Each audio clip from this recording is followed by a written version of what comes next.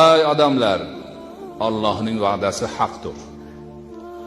Alloh bu dunyoda qilgan narsangni hisob-kitob qilib yozib boraman dedimi, va'dasi haq yozib qo'yadi.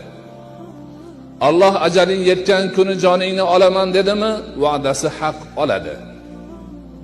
Alloh qiyomat qoyim bo'lganda qayta tiriltiraman dedimi, va'dasi haq qayta tiriltiradi.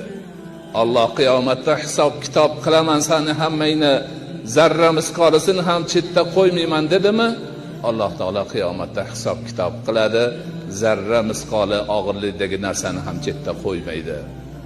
Alloh har bir narsani jazosi yoki mukofotini beraman deb va'da qildimi, ana Alloh zarra misqolidagi yaxshilikni ham mukofotini beradi, ana shunchalik yomonlikni ham jazosini beradi.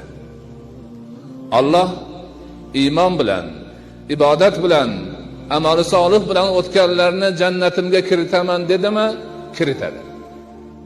Alloh kufr bilan, isyon bilan, nifoq bilan, fisq va fasod bilan, yomonlik bilan o'tganlarni do'zaximga kiritaman deganmi, kiritadi. Bas shundoq ekan, sizlarni bu dunyo hayoti g'ururga ketkazib qo'ymasin. Bu dunyoni zebi ziynatidan aldanib qolmanglar.